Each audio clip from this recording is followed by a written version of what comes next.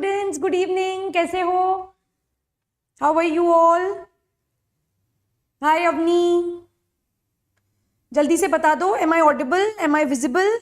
एक बार बता दो, क्या मैं ऑडिबल हूं, क्या मैं विजिबल हूं? फिर अपन पढ़ना स्टार्ट करते हैं। और अगर कोई भी डाउट है प्रीवियस लेक्चर के तो वो भी प्लीज बता दो। तो पहले उसको ही डिस्कस करेंगे और उसके बाद आगे का पढ़ना स्टार्ट करेंगे, ठीक है? Okay, thank you Avani.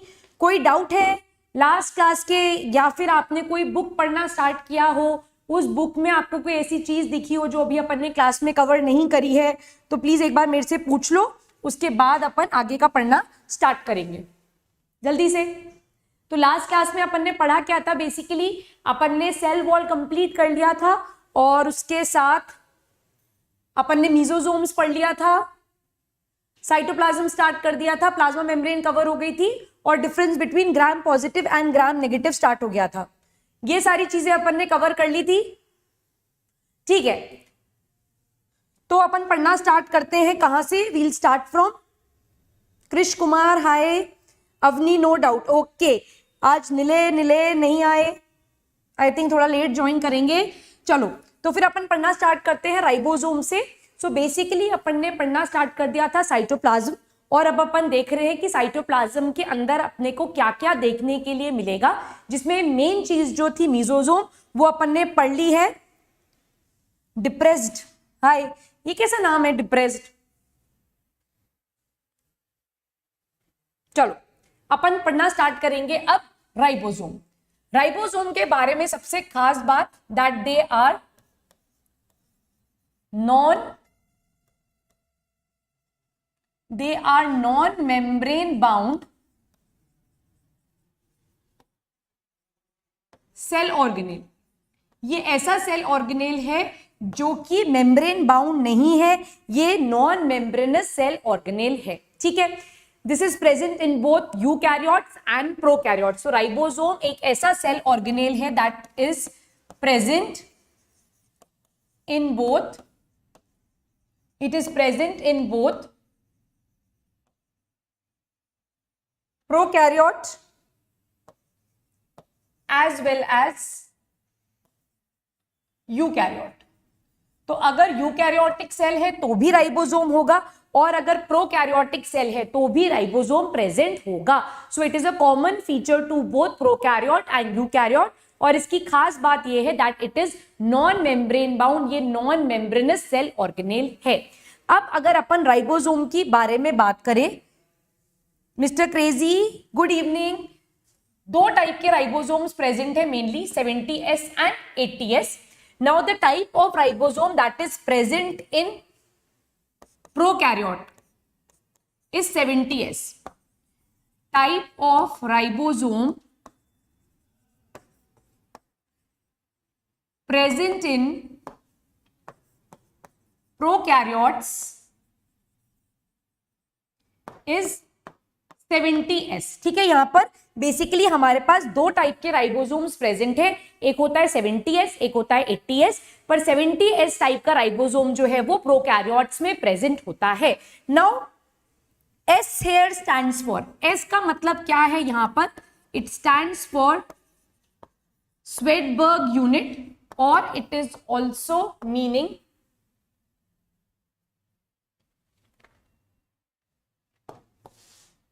sedimentation coefficient. It is also meaning sedimentation coefficient. That means ये जो राइबोसोम के, यस अवनी, प्रॉमिस, पक्का प्रॉमिस, आज सारे नोट्स भेज दूंगी, प्रॉमिस, ठीक है? माय बैड, मैं भूल गई, आज पक्का भेज दूंगी, ठीक है? Don't worry, today you will 100% get the notes, okay mister crazy, ठीक? Okay Aman, I get back to your doubt. एक बार पहले राइबोसोम खत्म कर दूं, उसके बाद आपका डाउट जरूर डिस्कस करूंगी, okay? So S stands for Svedberg unit और sedimentation coefficient. That means sedimentation coefficient का मतलब होता है कि जब हम राइबोसोम को रोटेट कर कर एक बार छोड़ देते हैं तो पता चलता है कि राइबोसोम के पास दो सब यूनिट्स हैं। राइबोसोम के पास दो सब यूनिट्स हैं, एक बड़ी सब यूनिट है और इसके साथ ऊपर एक छोटी सब यूनिट ऐसे अटैच्ड है, so this is called as the bigger sub unit and this is called as the smaller sub unit. ठीक है, अब राइबोसोम की जो बिगर सब यूनिट है दिस इज ऑफ 50s और छोटी सब यूनिट जो है वो है 30s की। So ribosome is made up of, ribosome is basically made up of 2 सब यूनिट्स, चाहे 80s राइबोसोम हो चाहे 70s राइबोसोम हो, राइबोसोम के पास हमेशा 2 सब यूनिट्स प्रेजेंट होंगी, एक बड़ी सब यूनिट होगी और उसके ऊपर अटैच्ड एक छोटी सब यूनिट होगी। The bigger sub unit in case of 70s ribosome is 50s and the smaller sub unit is 30s, और ये दोनों आपस में जुड़ते हैं। और राइबोसोम का मेन काम क्या होता है, when these 2 subunits are attached to one another, जब ये दोनों एक दूसरे से जुड़ जाती हैं तो इनका मेन काम होता है that they are responsible for protein synthesis। ये क्या करती हैं, ये प्रोटीन सिंथेसिस का काम करती हैं। So ribosome is directly associated with which function, it is associated with protein synthesis. Clear, यहां तक कोई डाउट, यहां तक कोई डाउट है? ओके अब यहां पर एक और इंपॉर्टेंट बात अपन देखेंगे, काफी इंपॉर्टेंट है। प्रोकैरियोट्स के पास जो राइबोसोम्स है, प्रोकैरियोट्स के पास जो राइबोसोम है वो 2 टाइप के हैं, एक है फ्री राइबोसोम्स और एक है फिक्स्ड राइबोसोम। एक है फ्री राइबोसोम और एक है फिक्स्ड राइबोसोम। फ्री राइबोसोम जो है वो साइटोप्लाज्म में प्रेजेंट है, वेराज फिक्स्ड राइबोसोम जो है वो प्लाज्मा मेम्ब्रेन से अटैच्ड है। They are attached to the plasma membrane. ठीक है,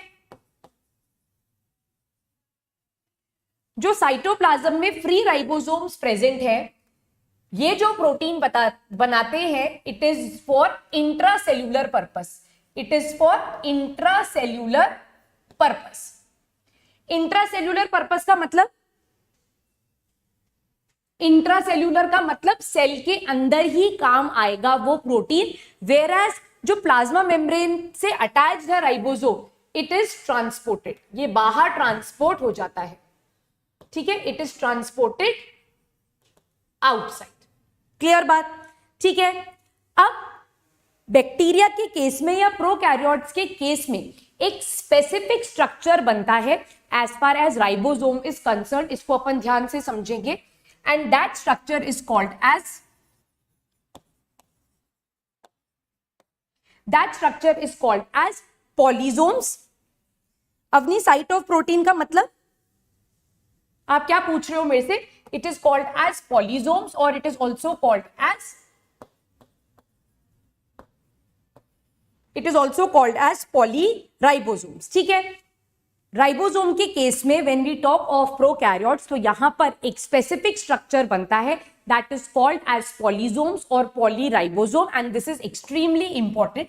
यहां पर क्या होता है, देखो ध्यान से, यहां पर देखो, या ये डायग्राम में भी आप देख सकते हो, इस तरह से ये जो राइबोसोम्स हैं, इस तरह से ये जो राइबोसोम्स हैं, they are attached to a single strand of mRNA, they are attached to the single strand of mRNA। यहां पर ये एक सिंगल स्ट्रैंड से अटैच हो जाते हैं एंड यहां से क्या बनेगा, यहां से प्रोटीन बनता चला जाएगा, and this complete unit where around 4 to 8 ribosomes are attached to a single strand of mRNA. This structure is called as polyribosomes or polysomes. हाँ, एंडोप्लाज्मिक रेटिकुलम में जो रफ एंडोप्लाज्मिक रेटिकुलम होता है उसमें भी जो राइबोसोम्स प्रेजेंट है वो फिक्स टाइप के राइबोसोम्स है, और फ्री जो होते हैं वो साइटोप्लाज्म में फ्रीली प्रेजेंट होते हैं। Very good Ashim. ठीक है, हाँ, राइबोसोम्स आर द यूनिट्स जो कि प्रोटीन सिंथेसिस में मदद करते हैं। ठीक, पॉलीसोम्स और पॉलीराइबोसोम समझ में आ गया। यहां पर अब क्विकली मैं आपको 2-3 टर्म्स बता रही हूं, आप इसको ध्यान से समझो। एक टर्म है mRNA, एक टर्म है हमारी rRNA और एक टर्म है हमारी tRNA। ये 3 टाइप के आरएनए प्रेजेंट हैं और ये तीनों टाइप के आरएनए जो हैं ये बेसिकली प्रोटीन सिंथेसिस के फॉर्मेशन या प्रोटीन सिंथेसिस के काम आते हैं। Where mRNA stands for messenger RNA, rRNA stands for ribosomal RNA and tRNA stands for tRNA stands for transfer RNA. तो ये 3 टाइप के आरएनए हैं जो कि किसमें काम आते हैं, प्रोटीन सिंथेसिस के काम में आते हैं और इनको अपन डिटेल में देखेंगे when we talk of molecular cell biology. इनके बारे में जब अपन बात करेंगे तब इसको अपन डिटेल में देखेंगे। As far as ribosome is okay. Aman Yadav, क्या चीज रिपीट करनी है मुझे एक बार प्लीज बता दो। यहां पर ध्यान से देखो, राइबोसोम्स क्या है? राइबोसोम्स ऐसे सेल ऑर्गेनेल्स हैं which is common to both prokaryotic and eukaryotic. That means bacteria के केस में भी राइबोसोम प्रेजेंट होंगे और जितने भी यूकैरियोटिक सेल्स है वहां पर भी राइबोसोम्स प्रेजेंट होंगे। राइबोसोम्स के बारे में खास बात क्या है? That they are devoid of any membrane, ये नॉन मेम्ब्रेनस सेल ऑर्गेनेल है। राइबोसोम्स जो है वो बेसिकली 2 टाइप के हैं, 70S 80S। 80S वाले जो है वो कहां प्रेजेंट होते हैं? यूकैरियोट्स में प्रेजेंट है और 70S टाइप ऑफ राइबोसोम जो है वो प्रोकैरियोट्स में प्रेजेंट है और साथ साथ में ये माइटोकॉन्ड्रिया और प्लास्टिड में भी 70S राइबोसोम ही प्रेजेंट होगा। अब ये जो 70S 80S अपन S टर्म यूज कर रहे हैं, this S stands for Svedberg unit और sedimentation coefficient, right. Each ribosome is made up of 2 units. One of the unit is bigger, which is called as the bigger subunit, और एक unit जो है वो छोटी है, which is called as the smaller subunit, right? तो 70S की जो 2 सब यूनिट्स है उसमें से एक बड़ी वाली सब यूनिट है 50S और छोटी वाली जो सब यूनिट है वो है 30S। ठीक है, ठीक है। Childhood study and gaming provide करा दूंगी मैं आज। मैं कमेंट बॉक्स में टेलीग्राम चैनल का लिंक जो है वो पिन कर दूंगी। ठीक, ठीक है, ओके। पॉलीसोम्स देखो, यहां पर पॉलीसोम्स में या पॉलीराइबोसोम्स में ये इंपॉर्टेंट है, नीट के पॉइंट ऑफ व्यू से भी इंपॉर्टेंट है। यहां पर देखो, ये छोटी सब यूनिट है, ये बिगर सब यूनिट है। ठीक, this is the strand of mRNA। mRNA stands for messenger RNA. Messenger RNA वो आरएनए है जो कि आपके डीएनए की कॉपिंग से बनता है। कैसे बनता है वो मैं अभी आपको ब्रीफ में समझा दूंगी, ज्यादा डिटेल अपन यहां नहीं देखेंगे।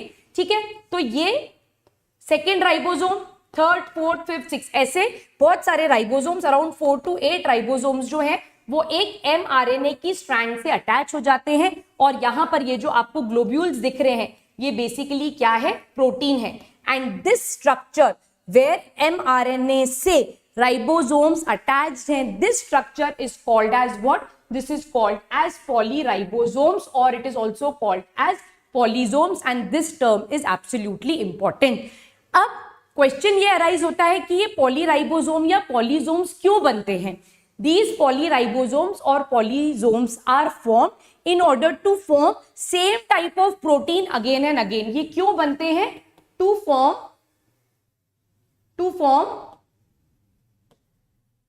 same type of protein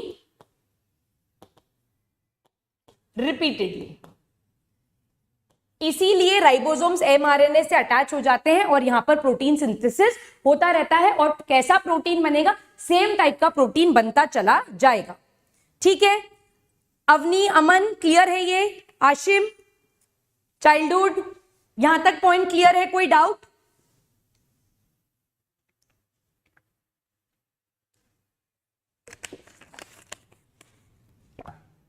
okay, great. चलो अब यहां पर एक कंसेप्ट और समझ लो। डीएनए से आरएनए बनता है और आरएनए से प्रोटीन बनता है। ठीक है, तो डीएनए से बनने वाला जो आरएनए है उसको हम बोलते हैं mRNA and this process is called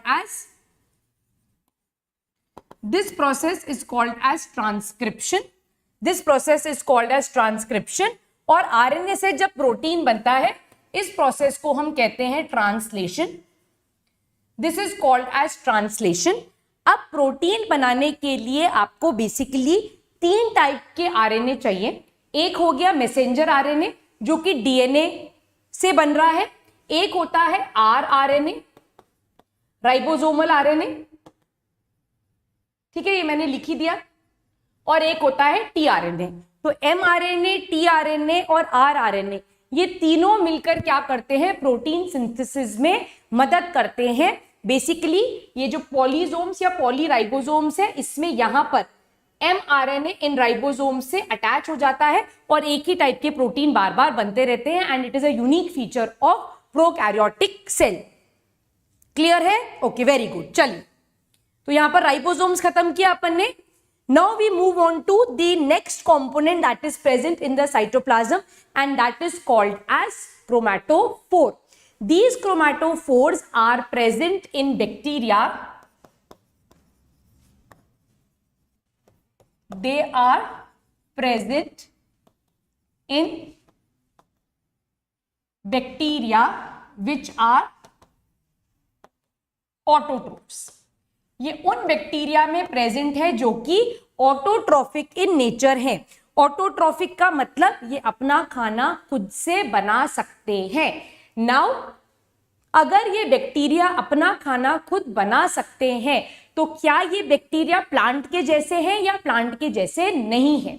तो मेजर टाइम बैक्टीरिया जो ऑटोट्रॉफिक है, they are different from plants and their mode of nutrition Their mode of nutrition is known as chemoautotropism. इसको हम क्या बोलते हैं? It is called as chemoautotropism. Okay. Okay, last slide दिखाओ। देखो देखो, चेक कर लो, एक बार चेक कर लो। कोई डाउट है? एक बार देख लो, फिर आगे चलेंगे, क्रोमैटोफोर्स डिस्कस करेंगे।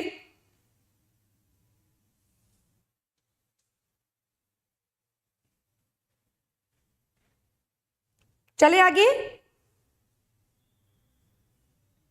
ठीक है। And their mode of nutrition is called as chemotropism. Chemotropism क्यों बोला जाता है? Because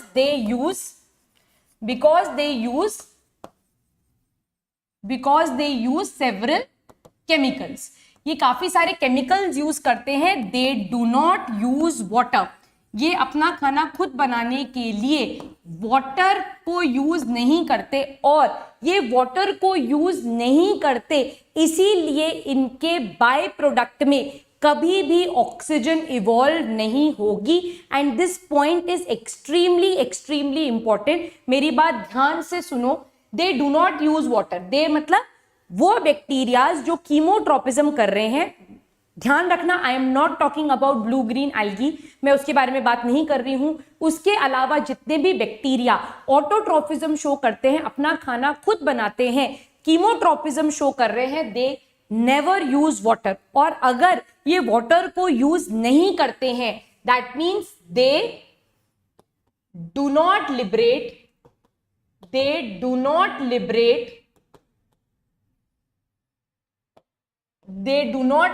oxygen gas. Krish, good afternoon.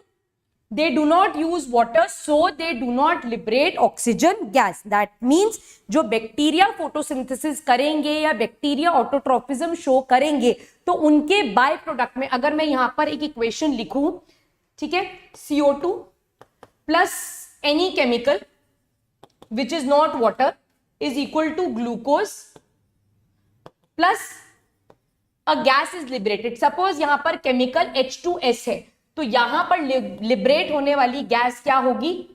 Sulphate या फिर सल्फाइड। पर यहां पर कभी भी oxygen as by product release नहीं होगा। And this is the chief difference between the autotropism shown by bacteria and the autotropism shown by green plants. Green plants के केस में जब भी फोटोसिंथेसिस होगा oxygen as a by product निकलेगा, because वो किसको यूज करते हैं, ग्रीन प्लांट्स वाटर को यूज करते हैं।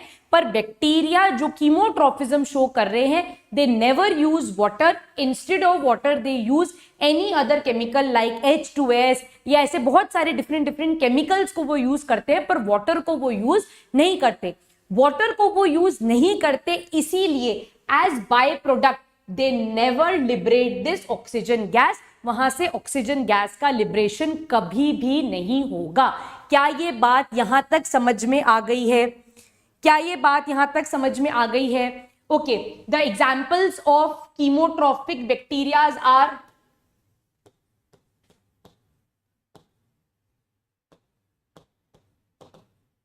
ठीक है, ये लिख सकते हो आप, ब्लू ग्रीन एल्गे लिख सकते हो, पर ब्लू ग्रीन एल्गे जो है ये क्या करता है, ये फोटो ऑटोट्रॉफिज्म शो करता है, ये फोटो ऑटोट्रॉफिज्म शो करता है। तो यहां पर एक एक्सेप्शन है blue green algae. Blue green algae just like higher plants वैसा ही फोटोसिंथेसिस शो करता है और वो ऑक्सीजन गैस भी लिबरेट करता है, तो वो एक एक्सेप्शन है। उसके अलावा जो नाइट्रीफाइंग बैक्टीरियाज हो गए, जो नाइट्रोजन फिक्सेशन के काम में आते हैं, या फिर पर्पल सल्फर बैक्टीरिया हो गया, सल्फर बैक्टीरिया हो गए, ऐसे जो बैक्टीरियाज हैं वो क्या करते हैं, वो वाटर को यूज नहीं करते, instead of water they use any other chemical and instead of oxygen they liberate any other gas, mainly like sulphate और सल्फाइड। क्या ये पॉइंट यहां तक क्लियर है?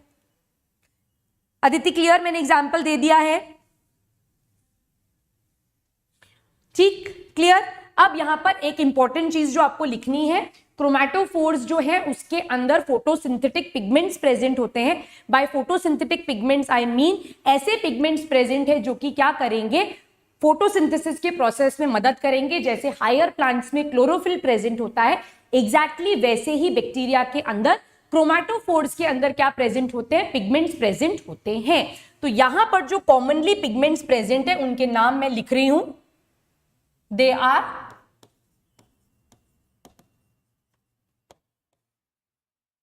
bacteriochlorophyll, they have bacteriophyophytin and you have carotenoids. और blue green algae में higher plants के जैसे पिगमेंट्स प्रेजेंट होते हैं। क्लियर है? Clear. So bacteriochlorophyll, bacteriopheophytin and carotenoids, ये तीन टाइप के पिगमेंट्स प्रेजेंट हैं क्रोमैटोफोर्स में। बैक्टीरिया कीमोट्रॉफिज्म शो करते हैं, ये वाटर को यूज नहीं करते, वाटर को यूज नहीं करते अपना खाना बनाने के लिए, इसीलिए दे do not liberate oxygen gas. ये ऑक्सीजन गैस के अलावा सल्फाइड, सल्फेट कुछ भी रिलीज करेंगे पर ऑक्सीजन रिलीज नहीं करेंगे। And this is the main difference between the autotrophism shown by bacteria and autotrophism shown by green plants. Bacteria के केस में ब्लू ग्रीन एल्गी का एक एक्सेप्शन है जो कि हायर प्लांट्स के जैसे फोटोसिंथेसिस शो करता है और ऑक्सीजन गैस को रिलीज करता है। क्या ये पॉइंट यहां तक क्लियर है? क्लियर? चमक गया सबको? अच्छा, क्या पॉइंट एक्सप्लेन करूं? Childhood, and please let me know your name also. मतलब चाइल्डहुड क्या बोलूं मैं आपको, व्हाट इज योर नेम, नाम भी बता दो, क्लास भी बता दो, और कौन सा पॉइंट एक्सप्लेन करना है ये भी बता दो। I will explain it one more time childhood, but point तो बताओ।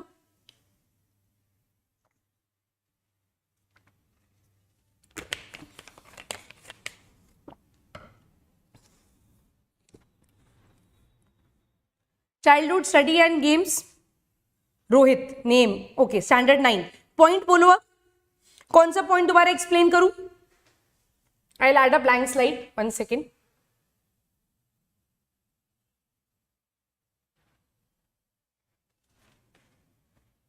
बताओ कौन सा पॉइंट एक्सप्लेन करना है? प्लांट्स और बैक्टीरिया के फोटोसिंथेसिस में डिफरेंस। ओके, देखो, प्लांट्स जब फोटोसिंथेसिस करते हैं तो CO2 प्लस वाटर को यूज करते हैं, क्या बनाते हैं, ग्लूकोज बनाते हैं और ऑक्सीजन गैस को यहां पर रिलीज करते हैं, राइट। अब ये जो ऑक्सीजन गैस है ये वाटर के स्प्लिटिंग से आती है, ठीक है, ये वाटर से आती है। अब जो बैक्टीरियाज हैं वो CO2 के साथ H2S यूज कर रहे हैं, क्या बना रहे हैं,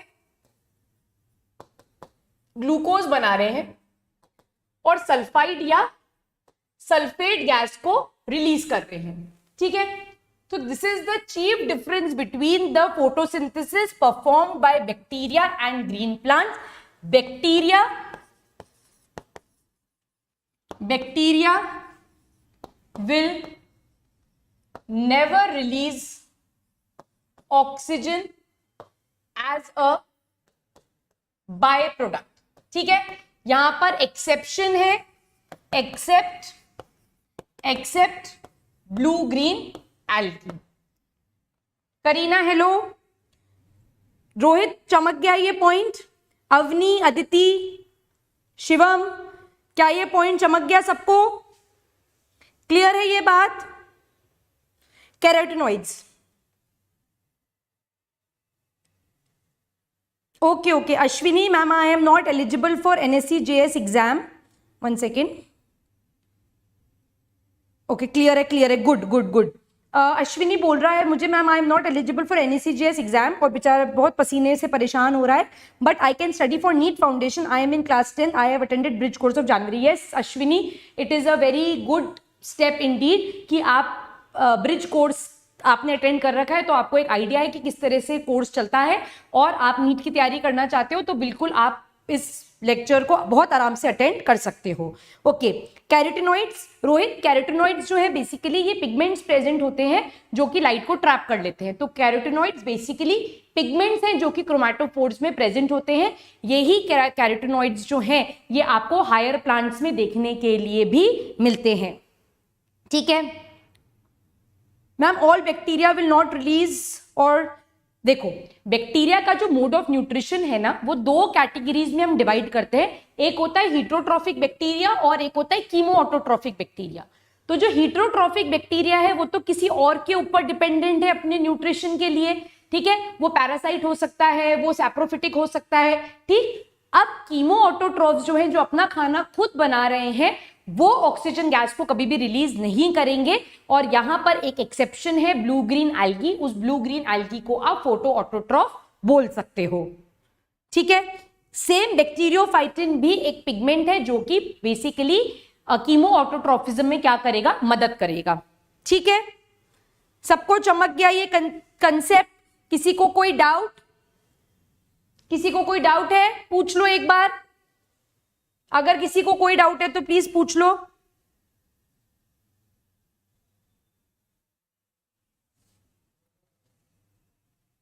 चमक गया, आशिम गर्ग चमक गया। चलो आगे चलते हैं, and we'll talk of the nucleoid now, ठीक है। We will talk of nucleoid. 2009-2010 born, Kareena को भी चमक गया, वेरी गुड। चलो nucleoid, now this is very important, again आप इसके ऊपर स्टार लगा लो, इंपॉर्टेंट टॉपिक है। Nucleoid is also called as incipient nucleus, ठीक है। This is also called as, Ashim चमक गया, ठीक है। It is also called as genophore, ठीक है। It is also called as incipient nucleus, it is also called as genophore. ये वो पार्ट है बैक्टीरिया का जो कि एक न्यूक्लियस को रिप्रेजेंट करता है। It is representing what? It is representing a nucleus, but the genetic material, इस न्यूक्लियोइड के अंदर क्या है? जेनेटिक मटीरियल है, but the genetic material is naked. ये नेकेड क्यों है? Because it is not enclosed by a nuclear membrane। यहां पर न्यूक्लियर मेम्ब्रेन प्रेजेंट नहीं है, इसीलिए इस जेनेटिक मटेरियल को क्या बोलते हैं? इस जेनेटिक मटेरियल को नेकेड जेनेटिक मटेरियल बोलते हैं। आशिम क्या बोल रहे हो आप मुझे? Ma'am our syllabus will be complete. बिल्कुल 100% आशिम, सिलेबस 100% कंप्लीट होगा। ये फर्स्ट चैप्टर है, आप भी एकदम बेसिक से पढ़ रहे हो, धीरे धीरे पढ़ रहे हो, तो बाद में अपन हो सकता है क्लास की फ्रीक्वेंसी इंक्रीज कर दे, हो सकता है क्लास का थोड़ा सा ड्यूरेशन इंक्रीज कर दे, बट सिलेबस कंप्लीट हो जाएगा, डोंट वरी अबाउट दैट, ठीक है। चलें आगे, यहां देखो यहां पर देखो, so this is the genetic material of the bacteria. ये न्यूक्लियोइड है, this nucleoid is basically the DNA part and it is not surrounded by any nuclear membrane, therefore it is called as naked DNA. क्या ये बात यहां तक समझ में आ गई है? कोई डाउट तो नहीं है? आगे देखते हैं। Now let us see what is the composition of nucleoid.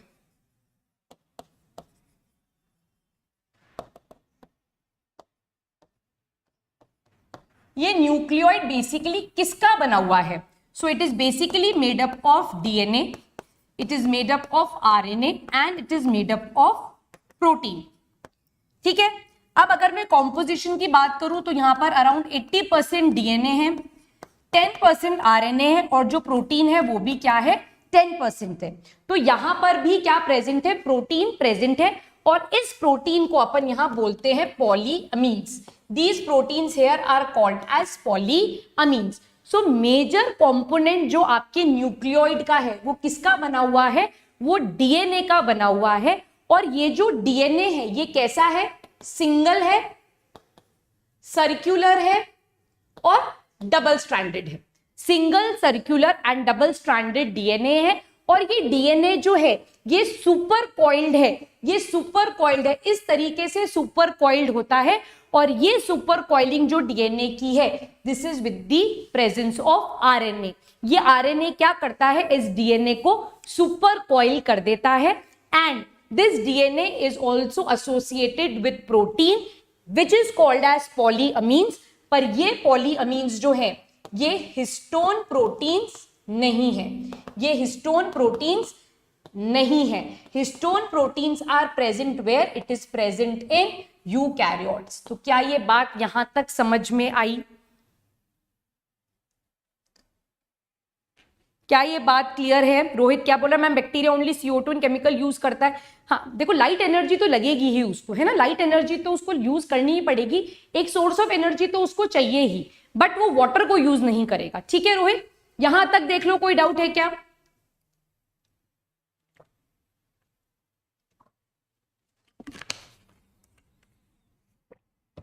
कोई भी डाउट है तो प्लीज पूछ लो, इंपॉर्टेंट है ये। नेकेड डीएनए है बिकॉज इसके पास न्यूक्लियर मेम्ब्रेन नहीं है। DNA is not associated with histone protein, it is associated with the protein which is called as पॉलीअमीन्स।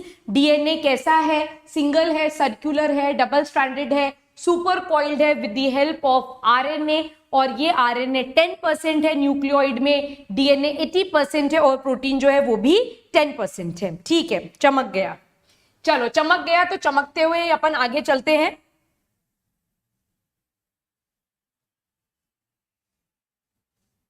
और बात करते हैं एक और बहुत इंपॉर्टेंट टॉपिक की जिसको हम बोलते हैं प्लास्मिड।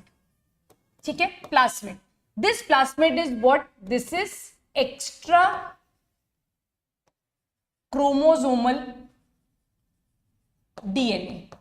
दैट मीन्स ऐसे बैक्टीरिया जिनके पास न्यूक्लियोइड के अलावा भी जेनेटिक मटेरियल प्रेजेंट है। वापस से बच्चों ध्यान से सुनो मेरी बात, प्लास्मिड क्या है? वो बैक्टीरिया जिनके पास न्यूक्लियोइड के अलावा भी एक्स्ट्रा जेनेटिक मटेरियल प्रेजेंट है। उस एक्स्ट्रा जेनेटिक मटेरियल को क्या कहा जाता है? That extra genetic material is called as what? It is called as plasmid. हाँ मैं करूंगी, आज टेलीग्राम चैनल का लिंक मैं पोस्ट करवा दूंगी, कमेंट बॉक्स में पिन कर देंगे हम उसे या डिस्क्रिप्शन में मैं डलवा दूंगी। ठीक है, तो आप टेलीग्राम चैनल पे ज्वाइन हो जाना एंड जैसा जैसा होगा मैं आपको प्रैक्टिस शीट्स वहां पर प्रोवाइड कर दूंगी। ठीक है, अभी अपन टॉपिक खत्म करते हैं, आज मुझे बैक्टीरिया खत्म करना ही है। ठीक है, बहुत टाइम से चल रहा है ये टॉपिक। तो प्लास्मिड क्या है? Extra chromosomal DNA. That means आप यहाँ डायग्राम में देखो, यहां देखो, so this is the nucleoid and these are what? These are the plasmid. Plasmid ये जो है ये हमारा मेन क्रोमोसोम है। ठीक है, ये हमारा मेन जेनेटिक मटेरियल है। इस मेन जेनेटिक मटेरियल के अलावा अगर एक्स्ट्रा डीएनए प्रेजेंट है अगर एक्स्ट्रा डीएनए प्रेजेंट है तो उसको हम क्या बोलते हैं, that is basically called as plasmid. क्या यहां तक कोई डाउट है? Okay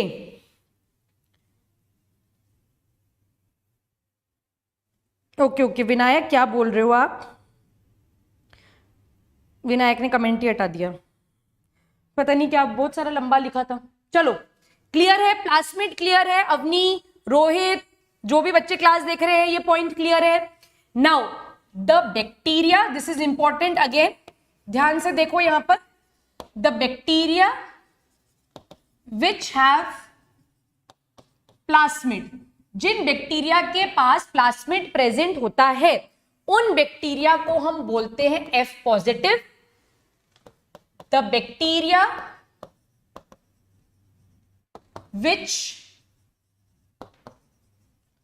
which do not have plasmid, जिनके पास प्लास्मिड नहीं है उनको हम बोलते हैं F नेगेटिव। क्लियर है ये बात? तो F पॉजिटिव और F नेगेटिव, क्लियर? क्लियर है, good good good. Reach class 8th this year.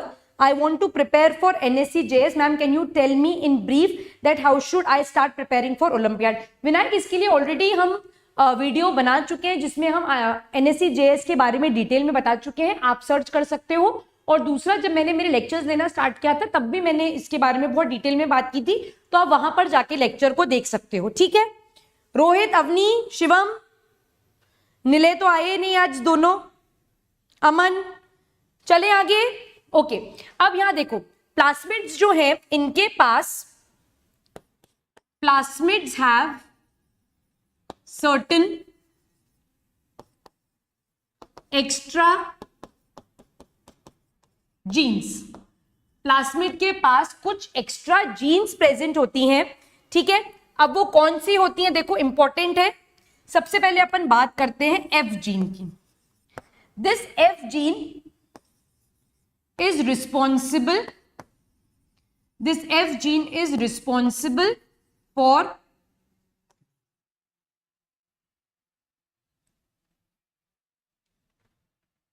this F gene is responsible for forming tube and transferring plasmid। देखो अब यहां पर मैंने क्या बताया, ध्यान से समझो। कितनी स्लाइड्स हैं? चलो यहां देखते, देखो यहां पर ये एक बैक्टीरिया है, ये दूसरा बैक्टीरिया है, ठीक है? अब इस एक बैक्टीरिया के पास यहां पर प्लास्मिड प्रेजेंट है, यहां पर प्लास्मिड प्रेजेंट नहीं है, दोनों के पास न्यूक्लियोइड प्रेजेंट है। Now this is known as F plus and this is known as F minus. तो जिसके पास प्लास्मिड नहीं है वो F माइनस है और जिसके पास प्लास्मिड है वो F प्लस है। तो जो F प्लस वाला बैक्टीरिया होता है जिसके पास प्लास्मिड होता है, उस प्लास्मिड के पास एक जीन प्रेजेंट होती है जिसको हम बोलते हैं F जीन, या जिसको आप फर्टिलिटी जीन भी बोलते हो। वो F जीन क्या करती है, ध्यान से देखना, ध्यान से देखो, इधर ध्यान रखो एकदम। This F gene basically forms a tube between the two bacteria. ये जो F जीन है उस F जीन की सहायता से यहां पर एक स्ट्रक्चर होता है जिसको हम पिलाए बोलते हैं, यहां पर एक स्ट्रक्चर होता है जिसको हम पिलाए बोलते हैं, जो मैं आपको लास्ट पार्ट में जरूर पढ़ाऊंगी। तो इस पिलाए की मदद से यहां पर एक ट्यूब बनती है and this tube is called as conjugating tube. इसको क्या बोला जाता है, कॉन्जुगेटिंग ट्यूब बोला जाता है। और इस कॉन्जुगेटिंग ट्यूब की सहायता से ये जो प्लास्मिड की आउटर लेयर है इसके अंदर एक कट प्रोड्यूस होता है, और आउटर लेयर जो है वो यहां चली जाती है। आउटर लेयर जो है, क्योंकि प्लास्मिड भी क्या है, प्लास्मिड भी सर्कुलर डबल स्ट्रैंडेड डीएनए है, तो डबल स्ट्रैंडेड है तो उसकी जो आउटर स्ट्रैंड है वो निकलकर दूसरे बैक्टीरिया में चली जाती है। जब दूसरे बैक्टीरिया में जाती है तो ये बैक्टीरिया भी अब क्या कहलाया जाएगा, F प्लस कहलाया जाएगा। सो this is one of the method of reproduction in bacteria, और इस मेथड से बैक्टीरिया जो है वो F नेगेटिव को, जिसमें प्लास्मिड नहीं होता, उसमें भी प्लास्मिड प्रोड्यूस करवा देता है। दैट मीन्स वो F नेगेटिव बैक्टीरिया से क्या बन जाएगा, F पॉजिटिव बैक्टीरिया बन जाएगा। And it is said that F positive bacteria जो है, या ऐसा बैक्टीरिया जिसके पास प्लास्मिड प्रेजेंट होता है, उसकी जो पैथोजेनिक पावर है, उसकी जो डिजीज कॉजिंग कैपेसिटी है, वो हमेशा ज्यादा होती है F नेगेटिव के कंपैरिजन में। ठीक है, ठीक है, clear, clear. 2008 is not eligible, Sabir. I'm so sorry. हाँ Vinayak, you're absolutely right. It is 2009 and 2010. तो साबिर आप एलिजिबल नहीं हो, बट आप जरूर बायोलॉजी के लेक्चर्स अटेंड कर सकते हो। If you are interested in biology तो आप आराम से बायोलॉजी पढ़ो, this will definitely help you in your NEET exam. तो ये जो प्लास्मिड का F जीन है, this F gene basically helps in the formation of a tube like structure, एक कॉन्जुगेटिंग ट्यूब बनाने में मदद करता है, और ये F नेगेटिव बैक्टीरिया को F प्लस में कन्वर्ट करने में मदद करता है। क्या ये पॉइंट चमक गया? अमन क्लियर है? विनायक, अवनी, क्या ये पॉइंट क्लियर है सबको?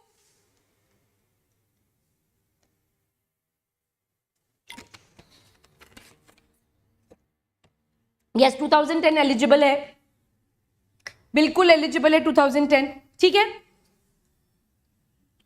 इसके अलावा other type of gene that is present in plasmid is called as R gene, which is called as resistance gene. ये बैक्टीरिया को, it makes the bacteria resistant to antibiotics. ये बैक्टीरिया को antibiotic resistant बनाने में मदद करता है, and the gene is called as R gene. ठीक है, नेक्स्ट टाइप की जो जीन यहां पर प्रेजेंट है that is called as NIF gene, NIF gene. This NIF gene helps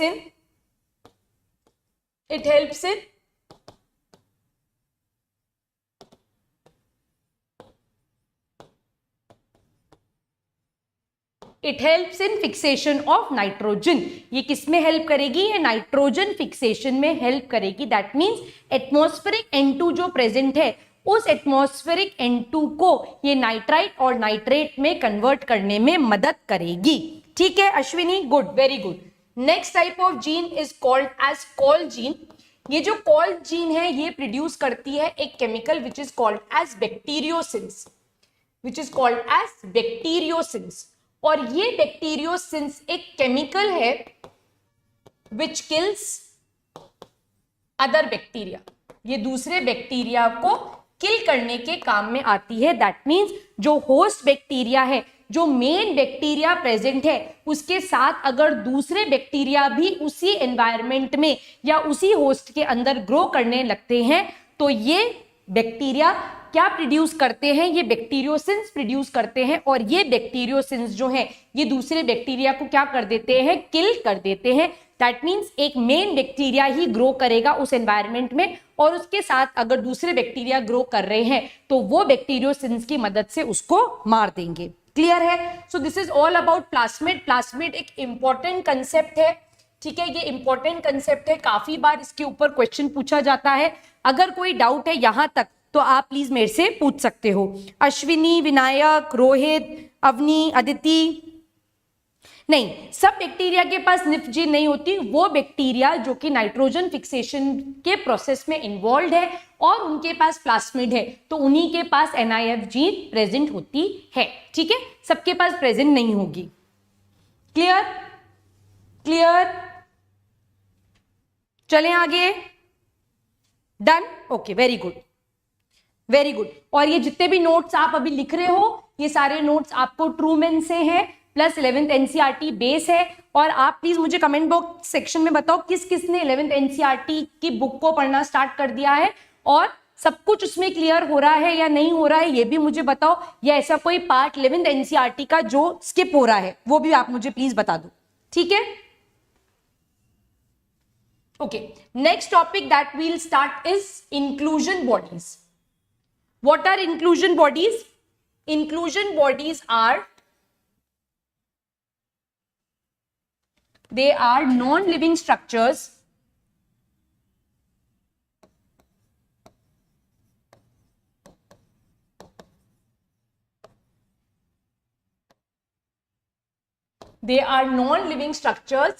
present in the cytoplasm. ये साइटोप्लाज्म में प्रेजेंट नॉन लिविंग स्ट्रक्चर्स हैं. ओके मैम, मैंने सेल चैप्टर 8 का खोला बहुत बेसिक लेवल तक कंपेयर टू क्लासेस. हाँ हाँ हाँ मैम, अभी नहीं किया बट 2-3 दिन में करूंगा. रोहित एक बार पढ़ना स्टार्ट कर दो. अमन आपने किया? कोई डाउट आ रहा है? और आशिम क्लास 8 की नहीं बेटा, क्लास 11th की एनसीईआरटी आपको पढ़नी है. क्लास 8 तो क्लास 9 तो बहुत बेसिक है, उसको पढ़ने की जरूरत नहीं है. क्लास 11 पढ़ो. ऑब्वियसली क्लास 8 को आप इससे कंपेयर करोगे तो कोई कंपैरिजन ही नहीं है ना, आपको बहुत डिफरेंस लगेगा ही लगेगा. बट आप क्लास 11 के एनसीईआरटी को पढ़ो, ठीक है. यहाँ unit 3. But as IGS official under 16 years. No ma'am, all clear. Very good, all clear है तो बहुत अच्छी बात है. अपने को सारी चीजें बस यहाँ पर क्लियर ही करनी है, ठीक है. Now inclusion bodies mainly includes, inclusion bodies में क्या क्या आएगा देखो. इट मेनली इंक्लूड्स, इंपॉर्टेंट है, गैस वैक्यूल. एक एक करके इसको डिटेल में पढ़ेंगे अपन.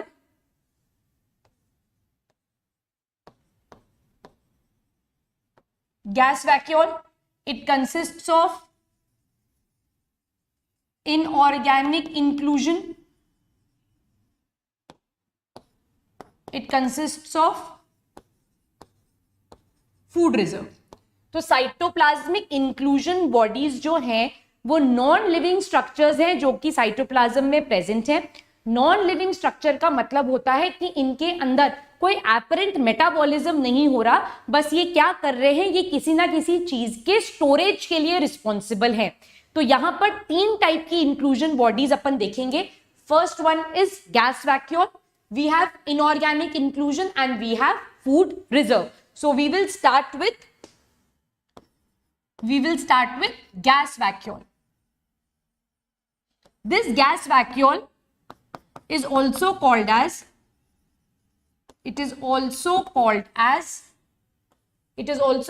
as gas recycle. ठीक है, it is also called as gas recycle. और ये जो गैस वैक्यूल है ये क्या स्टोर करेगा? It stores gas. और गैस स्टोर करने की वजह से ये बैक्टीरिया को क्या इंपार्ट करेगा? इट विल इंपार्ट बॉयंसी, या it is responsible for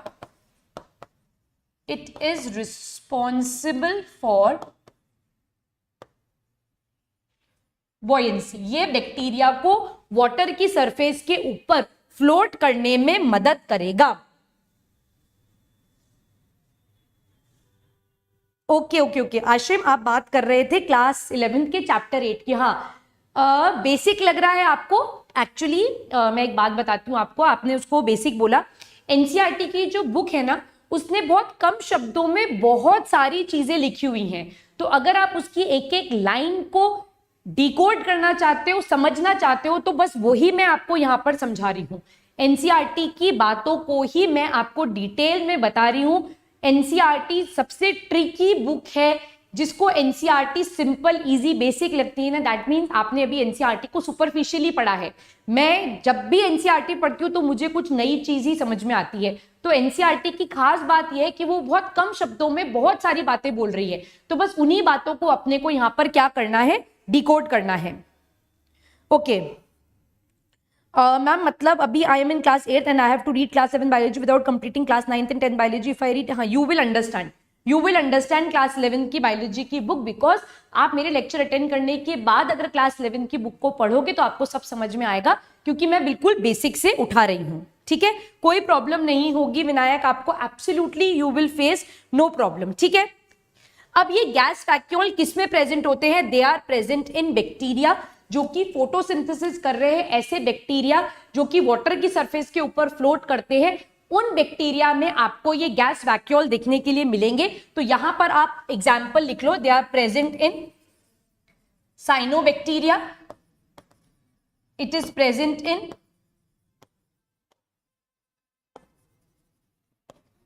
purple sulphur bacteria, और ऐसे बैक्टीरिया जो वाटर की सरफेस के ऊपर फ्लोट करते हैं, या आप इनको बोल सकते हो फ्लोटिंग बैक्टीरिया के केस में क्या प्रेजेंट होंगे, गैस वैक्यूल प्रेजेंट होंगे। These gas vacuoles are also called as gas vesicles, they are filled with air या they are filled with gas. ये क्या स्टोर करते हैं अपने अंदर, गैस को स्टोर करके रखते हैं, इसीलिए बैक्टीरिया को वाटर की सरफेस के ऊपर फ्लोट करने में मदद करते हैं। They are responsible for buoyancy and the examples are cyanobacteria, purple sulphur bacteria. Clear है यहां तक कोई डाउट? यहां तक कोई doubt? No no no Vinayak, it is absolutely fine. These classes are kept so that आपका जो कंफ्यूजन है वो सारी चीजें यहां पर दूर हो जाए। क्लियर है ये गैस वैक्यूल? क्लियर है? इसके बाद में स्टार्ट करूंगी इनऑर्गेनिक इंक्लूजन्स।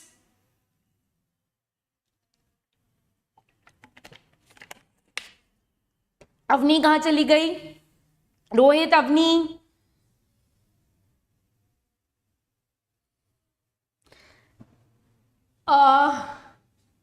Tricky question. कितना परसेंट सिलेबस हो जाएगा? More than 70%, more than 70% portion cover हो जाएगा। ठीक है, okay, now we'll talk of inorganic inclusions.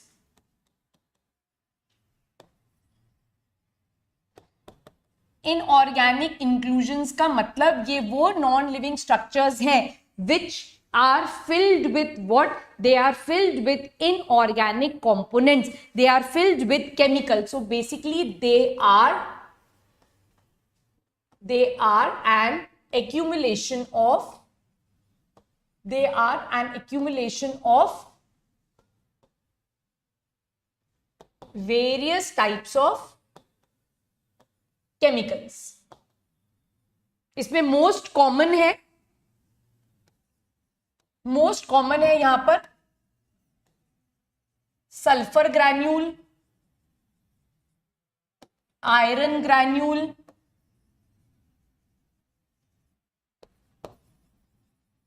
वॉलेटिन granule which is also called as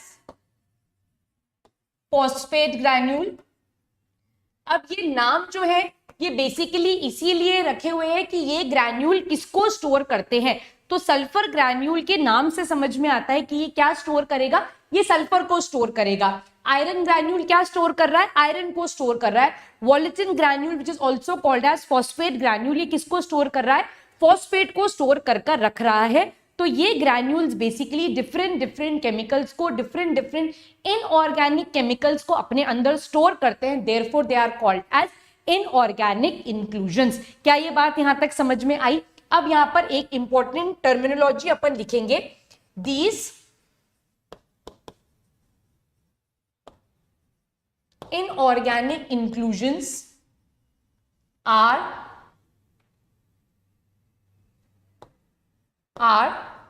also called as, they are also called as metachromatic, they are also called as metachromatic granules। इनको क्या कहा जाता है? they are also called as metachromatic granules। why they are called as metachromatic granules? because when they are stained with different type of dyes they take different colors, इसीलिए इनको बोला जाता है metachromatic granules। ध्यान से सुनो, मैं रिपीट कर रही हूं, these inorganic inclusions are also called as metachromatic granules because when they are stained with different types of dyes they take different colors, therefore they are called as metachromatic granules। क्या ये point यहां पर clear है? क्या ये बात यहां पर समझ में आ गई सबको? कोई दिक्कत? कोई दिक्कत? लास्ट इंक्लूजन बॉडी जो अपन देखेंगे that is called as food reserve. Food reserve वो ग्रैन्यूल्स हैं जो कि फूड का स्टोरेज कर रहे हैं, जैसे कि alpha granule,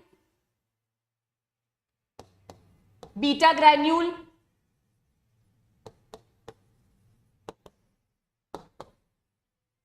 protein granule, alpha granule जो है वो कार्बोहाइड्रेट का स्टोरेज करता है, बीटा ग्रैन्यूल जो है वो फैट का स्टोरेज करता है, और प्रोटीन ग्रैन्यूल के नाम से ही समझ में आ रहा है वो प्रोटीन का स्टोरेज करेगा। तो फूड ग्रैन्यूल्स या फूड रिजर्व्स वो स्ट्रक्चर है प्रोकैरियोट्स के अंदर या इंक्लूजन बॉडीज के अंदर जो कि फूड का स्टोरेज कर रहा है, जिसमें ग्रैन्यूल्स प्रेजेंट है, alpha granule, beta granule, protein granule. Alpha granule जो है वो कार्बोहाइड्रेट को स्टोर कर रहा है, बीटा ग्रैन्यूल जो है वो फैट का स्टोरेज कर रहा है, और प्रोटीन ग्रैन्यूल्स जो है वो प्रोटीन का स्टोरेज कर रहे हैं। ठीक है, दैविक वार्षणे, थैंक यू सो मच, आपको समझ में आ रहा है सारी चीजें अच्छे से, तो बस बहुत अच्छी बात है। बस इन्हीं कंसेप्ट से क्वेश्चंस बनते हैं और बस हमको कंफ्यूज नहीं होना है। मेरा काम सिर्फ इतना ही है कि मैं आपको 11th 12th और उससे भी हायर लेवल की चीज जो है वो आपको बहुत इजीली समझ में आ जाए। ठीक है दैविक, क्लियर है ये बात? तो अपन ने क्या पढ़ लिया? अपन ने इंक्लूजन बॉडीज पढ़ ली। इंक्लूजन बॉडीज वो नॉन लिविंग स्ट्रक्चर्स हैं जो कि साइटोप्लाज्म के अंदर प्रेजेंट है। इसमें अपन ने क्या क्या देखा? गैस वैक्यूल्स देखे, इनऑर्गेनिक इंक्लूजन्स देखे और फूड रिजर्व देखा। अब गैस वैक्यूल के अंदर which is also called as gas vesicle, जिसके अंदर गैस भरी हुई होती है, ये बॉयंसी इम्पार्ट करती है, दैट मीन्स ये बैक्टीरिया को फ्लोट करने में मदद करेगी, राइट? इसके कॉमन एग्जाम्पल्स है साइनोबैक्टीरिया और purple sulphur bacteria. Second type जो अपन ने पढ़ा that is inorganic inclusions. Inorganic inclusions जो है बेसिकली ये क्या है? ये ऐसे एक्यूमुलेट्स ऑफ केमिकल्स हैं जो कि बैक्टीरिया में प्रेजेंट है। They are also called as metachromatic granules because when stained with different dyes they take different colours. इसमें बहुत कॉमन जो है वो वॉलेटिन ग्रैन्यूल्स है which is also called as phosphate granule, वो फॉस्फेट को स्टोर करेगा। सल्फर ग्रैन्यूल, आयरन ग्रैन्यूल, ऐसे डिफरेंट डिफरेंट टाइप के ग्रैन्यूल्स प्रेजेंट होते हैं। और लास्ट जो अपन ने देखा that is food reserve which consist of alpha granule, beta granule and protein granules. तो यहां पर हमारी इंक्लूजन बॉडीज जो है वो होती हैं खत्म। ठीक है, clear? Okay mister crazy, what is your name? ऐसे ऐसे नाम बोलने थोड़ी डिफिकल्ट है। मिस्टर क्रेजी, अपना नाम भी बताओ और मुझे क्लास भी बताओ, आप कौन सी क्लास में हो। ठीक, चलें आगे।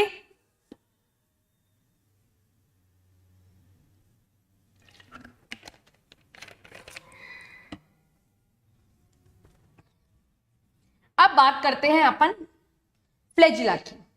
अब बैक्टीरिया, कुछ बैक्टीरिया जो लोकोमोशन शो कर रहे हैं उनके पास लोकोमोशन के लिए क्या प्रेजेंट होता है? उनके पास लोकोमोशन के लिए फ्लैजिला प्रेजेंट है। ठीक है, यहां पर क्या प्रेजेंट होगा? फ्लैजिला प्रेजेंट होगा। अब फ्लैजिला के बेसिस पर बैक्टीरिया जो है वो अलग अलग कैटेगरीज में डिवाइडेड है। ध्यान से देखो, इंपॉर्टेंट है। ऐसे बैक्टीरिया जिनके पास फ्लैजिला नहीं है, the bacteria which do not have flagella are called as atrichous. उन बैक्टीरिया को क्या कहते हैं हम? They are called as atrichous. Vivek, okay, वो बैक्टीरिया जिनके पास एक सिंगल फ्लैजिला प्रेजेंट है इस तरीके से, it is called as monotrichous. उन बैक्टीरिया को क्या कहते हैं हम? They are called as monotrichous. ऐसे बैक्टीरिया जिनके दोनों एंड पर फ्लैजिला प्रेजेंट है, they are called as amphitrichous. ऐसे बैक्टीरिया जिनके पास एक ही एंड पर एक टफ्ट ऑफ फ्लैजिला प्रेजेंट है, they are called as lophotrichous. They are called as lophotrichous. ये नाम इंपॉर्टेंट है बच्चों, ये नाम इंपॉर्टेंट है। ठीक है, ऐसे बैक्टीरिया जिनके पूरे सरफेस के ऊपर फ्लैजिला प्रेजेंट है, they are called as peritrichous. They are called as peritrichous. ठीक, क्लियर है ये बात? यहां तक कोई दिक्कत? ठीक है, ये वाला बैक्टीरिया अपने को नहीं पढ़ना है, सिर्फ अपने को ये यानी एट्राइकस, मोनोट्राइकस, एम्फीट्राइकस, लोफोट्राइकस और पेरीट्राइकस पढ़ना है। क्लियर? क्लियर? ये देखना चाहो तो देख लो, अदरवाइज ये जनरली कोई पूछता नहीं है। यहां पर क्या होता है? Tuft of bacteria, tuft of flagella present होते हैं दोनों ही एंड पर। ठीक है, लोफोट्राइकस में टफ्ट ऑफ फ्लैजिला प्रेजेंट है एक ही एंड पर, वेयर एज एम्फिलोट्राइकस में दोनों एंड के ऊपर टफ्ट ऑफ फ्लैजिला प्रेजेंट होते हैं। पर जनरली ये वाला बैक्टीरिया जो है ये कोई नहीं पूछता, तो अगर आप इसे स्किप करना चाहो तो आप इसे स्किप कर सकते हो। Aman, it is important. Atrichous, monotrichous, amphitrichous, lophotrichous and peritrichous, ये वाले बैक्टीरिया जो हैं ये काफी इंपॉर्टेंट है, ठीक है। You can take a screenshot of it. Now these are the examples, ये आपको याद करने पड़ेंगे, बट इनको अपन डिटेल में पढ़ेंगे when we talk of classification. जब हम क्लासिफिकेशन पढ़ेंगे बैक्टीरिया का, वहां पर अपन इसे डिटेल में देखेंगे। नीट पॉइंट ऑफ व्यू से बात करूं तो नीट में ऐसे क्वेश्चंस नहीं पूछे जाते हैं, बट हाँ अगर NSE-JS की बात करूं तो वहां पर ऐसे क्वेश्चंस पूछ लिए जाते हैं, ठीक है। तो मोनोट्राइकस मतलब single flagella on one side, इसका एग्जाम्पल है विब्रियो कोलेरी। लोफोट्राइकस जिसमें टफ्ट ऑफ फ्लैजिला प्रेजेंट है ऑन वन एंड, इसका एग्जाम्पल है सूडोमोनास। एम्फीट्राइकस जहां पर एक एक सिंगल फ्लैजिला प्रेजेंट है on both the ends, the example is Aquaspirillum. और पेरिट्राइकस जिसमें पूरे ही सरफेस के ऊपर फ्लैजिला प्रेजेंट है, that is Salmonella typhi. So you can take a screenshot of this. Previous slide, ठीक है।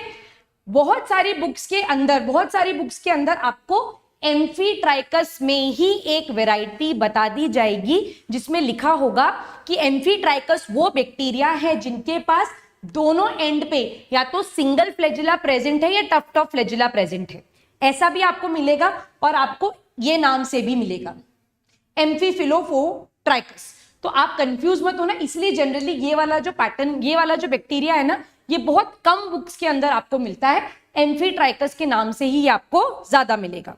क्लियर? ले लिया स्क्रीनशॉट? इसका भी स्क्रीनशॉट ले लो एक बार। देखो यहां पर भी यही लिखा है, सिंगल और टफ्ट, तो एम्फीट्राइकस में ही ये दोनों कंसिडर कर लेते हैं, ठीक है। क्लियर? आगे चले, आगे चले। ओके, अब यहां पर बात करते हैं स्ट्रक्चर ऑफ फ्लैजिला की। ये अपने प्रोकैरियोट्स का ऑलमोस्ट एक लास्ट टॉपिक है, तो यहां पर फिर आज अपन प्रोकैरियोट्स को खत्म करेंगे। ओके,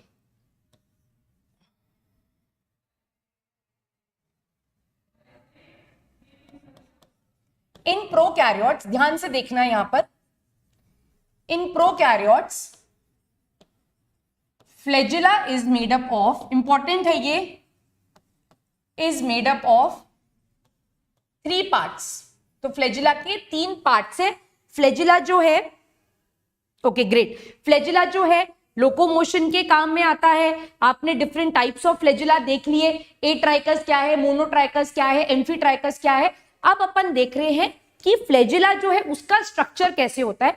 तो अगर मैं प्रोकैरियोट्स की, अगर मैं बैक्टीरिया के बारे में बात करूं तो फ्लैजिला के 3 पार्ट्स होते हैं। The first part is called as the basal part, important है बच्चों ये। इसके बाद है hook and the last part is called as the filament. Last part is called as the filament. अब यहां देखो ध्यान से, लिखना छोड़ो एक बार, यहां ध्यान से देखो, ये बेसल पार्ट है, ठीक है। ये जो बेसल पार्ट है ये एक रॉड जैसा स्ट्रक्चर है। बेसल पार्ट जो है ये एक रॉड जैसा स्ट्रक्चर है। So this is the basal part. इस बेसल पार्ट के ऊपर, इस बेसल पार्ट के ऊपर इस तरीके से एक हुक प्रेजेंट है, ठीक है। इस बेसल पार्ट के ऊपर एक कर्व टाइप स्ट्रक्चर प्रेजेंट है which is called as the hook. Ashim क्या बोल रहा है मुझे, ma'am in the end of the class can you give time table of topics you will do approximately. हाँ बिल्कुल बिल्कुल, आई विल, श्योर, ठीक है। So this is the basal part, this is the hook and this is the filament. ये filament एक long extended part है। This filament is made up of protein और इस प्रोटीन का नाम है फ्लैजिलिन। इस प्रोटीन का नाम है यहां पर फ्लैजिलिन, ठीक है। सो ये 3 बेसिक पार्ट है फ्लैजिला के, जिसमें एक रॉड जैसा स्ट्रक्चर है which is called as the basal part. ये वो पार्ट है जो कि आपके बैक्टीरिया की मेम्ब्रेन में एम्बेडेड होता है। Then you have the hook and hook is attached to a long thread like structure which is called as filament और ये जो फिलामेंट है ये प्रोटीन का बना हुआ है, और कौन सा प्रोटीन है यहाँ पर, फ्लैजिलिन प्रोटीन है। अब यहाँ पर मेन बात स्टार्ट होती है जहां पर बहुत सारे स्टूडेंट्स कंफ्यूज होते हैं, हमको यहां पर कंफ्यूज नहीं होना है। तो अब जो मैं समझा रही हूं उसको ध्यान से समझो, और अगर यहां तक कोई डाउट है, अगर यहां तक कोई डाउट है तो आप मेरे से पूछ सकते हो, ठीक। अब ये जो बेसल पार्ट है, ये जो बेसल पार्ट है, यहां पर इस बेसल पार्ट के ऊपर क्या अटैच होती है बच्चों, यहां पर रिंग्स अटैच होती हैं। सपोज ये बेसल पार्ट है, तो इस बेसल पार्ट के ऊपर इस तरह से कुछ रिंग्स अटैच होती हैं। ध्यान से देखो, आपको मेरी रिंग दिख रही है, ये रिंग है और ये क्या है, ये बेसल पार्ट है। तो इस बेसल पार्ट के ऊपर जैसे मैंने यहां पर एक रिंग लगाई है, ऐसे ही यहां पर रिंग्स प्रेजेंट होती हैं। देखो मैं दूसरी रिंग भी उतारती हूं। So this is the basal part and to the basal part rings are attach like this, ठीक है। कुछ रिंग्स प्रेजेंट होती हैं, ठीक है। कितनी रिंग्स प्रेजेंट होती हैं, अगर ग्राम नेगेटिव बैक्टीरिया है तो 4 रिंग्स प्रेजेंट होंगी, और अगर ग्राम पॉजिटिव बैक्टीरिया है तो 2 रिंग्स प्रेजेंट होंगी। क्या ये बात यहां तक समझ में आई? बैक्टीरिया के फ्लैजिला के 3 पार्ट हैं, basal part, hook and the filament part. Filament part जो है वो लंबे थ्रेड के जैसा है, और वो किसका बना हुआ है, वो प्रोटीन का बना हुआ है। और प्रोटीन का बना हुआ है, कौन से प्रोटीन का बना हुआ है, वो बना हुआ है फ्लैजिलिन प्रोटीन का। इसके बाद हुक जो है वो बेसल पार्ट और फिलामेंट को जोड़ने का काम करता है, ये एक ब्रॉड पार्ट होता है। और जो बेसल पार्ट है, ये बेसल पार्ट वो पार्ट है जो कि बैक्टीरिया की मेम्ब्रेन से अटैच्ड होता है, या बैक्टीरिया की मेम्ब्रेन में एम्बेडेड होता है। इस बेसल पार्ट के ऊपर रिंग्स प्रेजेंट होती हैं। अगर मैं बात करूं ग्राम नेगेटिव बैक्टीरिया की, ग्राम नेगेटिव बैक्टीरिया के पास 4 रिंग्स प्रेजेंट होती हैं, और अगर मैं बात करूं ग्राम पॉजिटिव बैक्टीरिया की तो यहां पर 2 रिंग्स प्रेजेंट होती हैं, ठीक है। अब रिंग्स बनाते हैं, देखो एक अलग अलग कलर से बनाएंगे, 2, 3 और 4, ठीक। अब इनकी मार्किंग्स कर लेते हैं। ऊपर वाली रिंग जो है उसको हम बोलते हैं एल रिंग, सेकेंड रिंग जो है उसको हम बोलते हैं पी रिंग, थर्ड रिंग जो है उसको हम बोलते हैं एस रिंग, और लास्ट रिंग जो है उसको हम बोलते हैं एम रिंग, ठीक है। तो ग्राम नेगेटिव के केस में ये चारों रिंग प्रेजेंट होती है, और ग्राम पॉजिटिव के केस में, ग्राम पॉजिटिव के केस में सिर्फ ये एस और एम रिंग ही प्रेजेंट होती है। क्या ये पॉइंट यहां तक क्लियर है? किसी को कोई डाउट है? अमन, अवनी, विवेक, रोहित, क्लियर है ये बात? अगर नहीं हो तो मुझे बता देना, अपन इसको रिपीट करेंगे। यहां पर ध्यान से देखो, यही स्ट्रक्चर एज इट इज अपन ने बनाया है। So this is the basal part, this is the hook and this is the filament part, और ये टिप पार्ट है। और यहां पर आप देखो, यहां पर ये 4 रिंग्स प्रेजेंट है, एल रिंग, पी रिंग, ठीक है, एस रिंग, और यहां पर ये प्रेजेंट है लास्ट रिंग जिसको आप कहते हो M ring.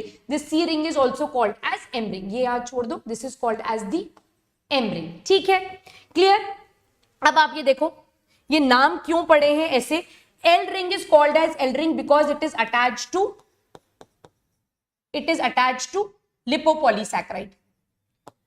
P ring is attached to peptidoglycan, ठीक है। S ring is called as supra membrane, ये प्लाज्मा मेम्ब्रेन के ऊपर प्रेजेंट है, इसीलिए इसे बोला जाता है सुप्रा मेम्ब्रेन या सुपर मेम्ब्रेन, दोनों करेक्ट है। And the last is called as the M ring which is called as the membrane ring, जो कि प्लाज्मा मेम्ब्रेन पर अटैच होती है। तो ये 4 रिंग्स प्रेजेंट है इस बेसल बॉडी के ऊपर, और ये बेसल बॉडी क्या करता है, एक रोटेटरी मोशन प्रोड्यूस करता है, और ये ही रोटेटरी मोशन जो है, यही रोटेटरी मोशन जो है वो इस फिलामेंट पर जाता है।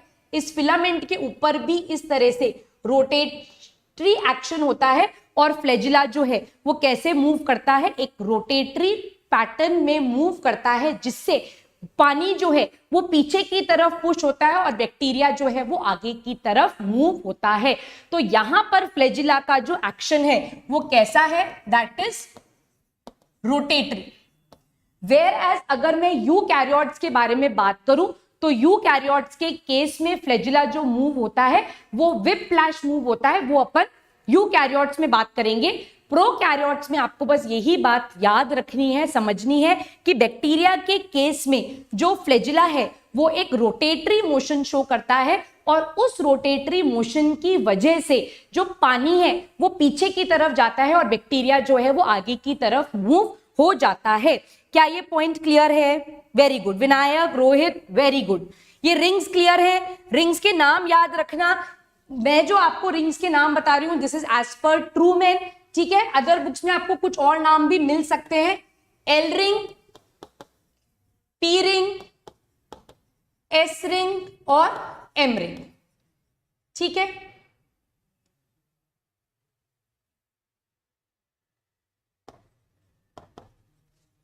एल रिंग लिपोपॉलीसैकेराइड में, पी रिंग पेप्टिडोग्लाइकेन में, supra membrane and this is the membrane ring. और ये दोनों रिंग्स प्रेजेंट होती हैं ग्राम पॉजिटिव के केस में और चारों ही रिंग्स प्रेजेंट होती है ग्राम नेगेटिव के केस में। क्या ये पॉइंट क्लियर है?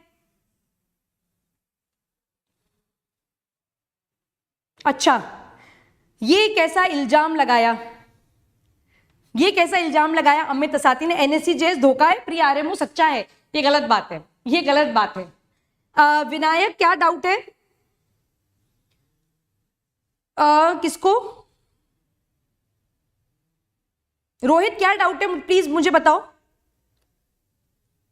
रोहित क्या डाउट है प्लीज मुझे मेंशन कर दो, मैं उसको रिपीट कर दूंगी, डोंट वरी, मैं रिपीट कर दूंगी, ठीक है। चलो अब अपन मूव करते हैं last part of the prokaryotes that is pili and fimbriae. We move on to the last part that is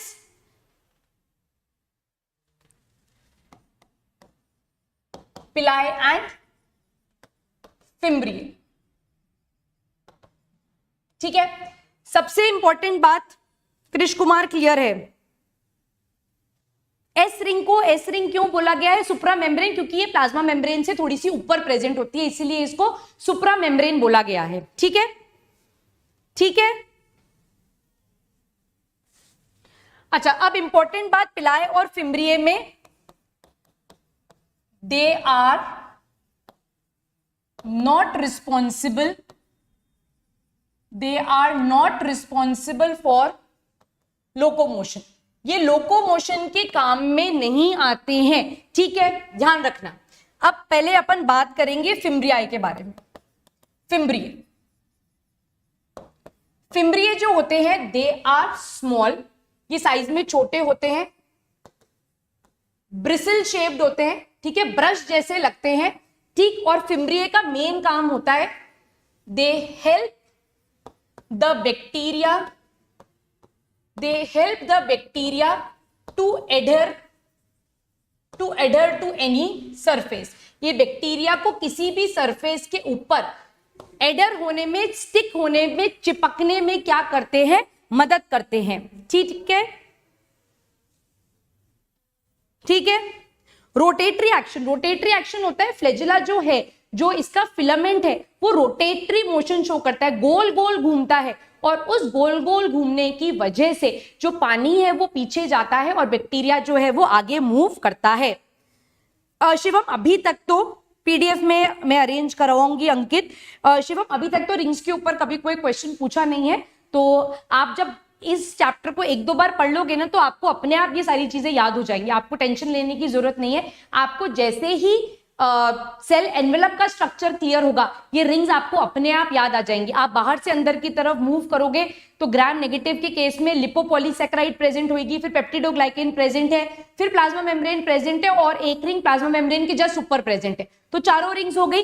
अब ग्राम पॉजिटिव बैक्टीरिया के बारे में बात करें तो उसके पास लिपोपॉलीसैकेराइड होती ही नहीं है। लिपोपॉलीसैकेराइड नहीं है तो उसके पास बाहर की दो रिंग्स है ही नहीं, उसके पास अंदर की ही दो रिंग्स प्रेजेंट है जो कि एस रिंग है और एम रिंग है, ठीक है, ठीक, क्लियर है, कोई डाउट तो नहीं है। एक और चीज याद रखना, फिम्ब्रिए जो है they are present in both gram positive and gram negative bacteria. चाहे बैक्टीरिया ग्राम पॉजिटिव है चाहे बैक्टीरिया ग्राम नेगेटिव है, दोनों के ही केस में फिम्ब्रिये प्रेजेंट होंगे और फिम्ब्रिये जो है वो बैक्टीरिया को किसी भी सरफेस के ऊपर चिपकने में, एडर करने में मदद करेंगे। Naruto, how to remember these for long time. Long term याद रखने के लिए आपको रिवाइज करना पड़ेगा और क्वेश्चंस प्रैक्टिस करने पड़ेंगे, तो अपने आप धीरे धीरे चीजें याद हो जाएंगी। आप 2 की टेबल कभी भूलते हो क्या? नहीं भूलते ना? तो क्यों नहीं भूलते? ABCD क्यों नहीं भूलते? क्योंकि आप उसे बहुत बार पढ़ चुके हो, रिपीटेड टाइम्स दिख चुके हो। तो इन चैप्टर्स को जब आप बार बार रिवाइज करोगे, बार बार आप नोट्स देखोगे, बार बार आप 11th NCERT देखोगे, तो ये चीजें आपको अपने आप याद हो जाएंगी। आपको पता भी नहीं चलेगा कि कब ये आपके मन में उतर गई हैं। Ankit Kumar, thank you so much.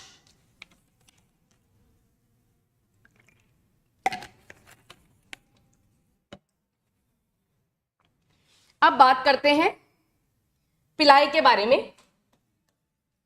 पिलाई मैंने आपको ऑलरेडी बता दिया, they are present only in case of F positive bacteria. That means वो बैक्टीरिया जिनके पास प्लाज्मिड प्रेजेंट है, सिर्फ वहीं पर पिलाई प्रेजेंट होगा। दूसरी खास बात जो आपको यहां याद रखनी है, दे आर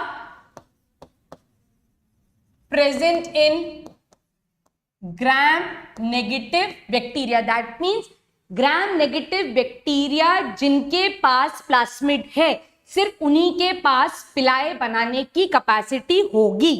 ठीक है, अब what is the function of pili? They help in formation of, they basically help in the formation of conjugating tube। जो मैंने आपको बताया, बैक्टीरिया जब कॉन्जुगेशन करता है, तो दोनों के बीच में जो ट्यूब बनती है, इस ट्यूब को कॉन्जुगेटिंग ट्यूब बोला जाता है। और ये कॉन्जुगेटिंग ट्यूब किसकी मदद से बनती है? ये बेसिकली पिलाई की मदद से बनती है। और ये जो पिलाई प्रेजेंट होते हैं, दे आर लॉन्ग। अगर फिम्ब्रिये से इनको कंपेयर करें तो पिलाई कैसे होते हैं? लंबे होते हैं। They are longer than fimbriae. They are longer than fimbriae. ठीक है, यहां तक कोई डाउट? ओके, अंकित क्या डाउट है? क्या ये सभी प्रोकैरियोट्स के हैं या यू बैक्टीरिया के? You bacteria, upon you bacteria का स्ट्रक्चर पढ़ रहे हैं। आर्की बैक्टीरिया अपन ने बहुत पहले ही खत्म कर दिया था, तो I am specifically talking of you bacteria. Okay, और Naruto, NACB is tougher than NEET? Yes, definitely NACB is tougher than NEET. अगर अपन NACB की सेकेंड थर्ड लेवल की बात करते हैं तो वो नीट से डेफिनेटली वे टफर है। ठीक है, यहां तक समझ में आ गया? अच्छा, anything related to class 10th olympiad मैं आपको बताती हूं। ठीक है, क्लियर है? They are longer than fimbriae, they are broader, और ये ट्यूब्यूलर स्ट्रक्चर्स हैं। ये बात इंपॉर्टेंट है अबाउट पिलाई। ठीक है, दिस इज इंपॉर्टेंट। सो यहां पर अपन ने प्रोकैरियोट्स जो है बच्चों, वो कंप्लीटली खत्म कर दिया है। So this is pili and fimbria, आप बहुत क्लियरली देख सकते हो, ये डायग्रामेटिक रिप्रेजेंटेशन है। So this is the flagella. ठीक है, इसके 3 पार्ट हैं, basal part, hook and filament. So this is the most easiest technique to remember biology. जितने बार डायग्राम देखो उतनी बार चीजों को लिखते चले जाओ। So this is pili, this is fimbriae. Fimbriae is involved in process of adhesion, whereas pili is involved in process of conjugation. Pili आपको दिख रहे हैं, they are longer, they are broader, they are tubular, whereas fimbriae जो है they are bristle shaped and small. ठीक है, so this is the most easy technique to remember biology. What is the function of hook? Hook का function होता है कि वो basal part को फिलामेंट से अटैच करने का काम करता है। ठीक है, डाउट क्लियर हो गया? Okay, any olympiad for class 10 related to science? Class 10 में एज सच कोई ओलंपियाड नहीं होते हैं. अगर आप मैथ्स में इंटरेस्टेड हो तो आप IUQM दे सकते हो. अदरवाइज आप अगर NECJS के लिए एलिजिबल हो तो NECJS, और अगर आप NECJS के लिए एलिजिबल नहीं हो तो आप डेफिनेटली नीट की तैयारी करना स्टार्ट कर देते हो. ठीक, तो यहां पर प्रोकैरियोट्स खत्म हो गया. नेक्स्ट क्लास में we will start with the overview. Next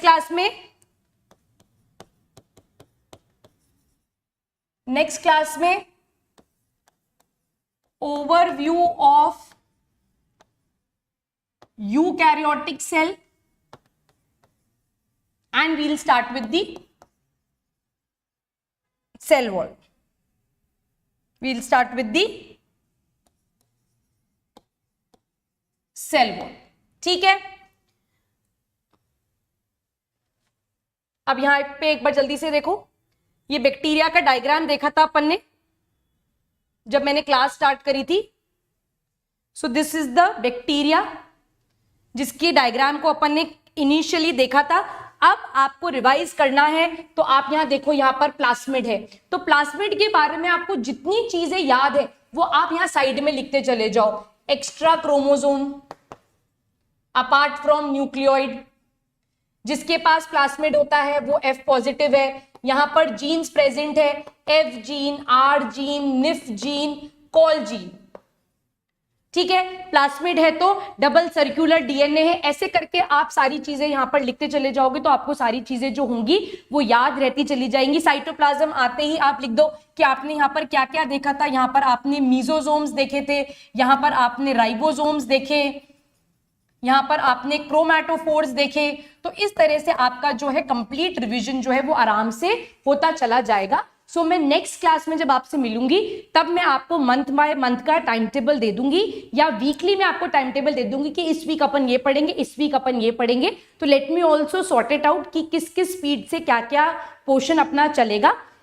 as far as today is concern, आज अपन ने प्रोकैरियोटिक सेल को बहुत डिटेल में पढ़ लिया है. So I would expect from you कि आप मेरे नोट्स रिवाइज करें, 11th NCERT पढ़ें, और अगर आप कोई भी और रेफरेंस बुक पढ़ रहे हैं, चाहे आप ट्रूमैन पढ़ रहे हैं, पाथफाइंडर पढ़ रहे हैं, कैम्बल पढ़ रहे हैं, कोई सी भी बुक पढ़ रहे हैं उसको पढ़ें.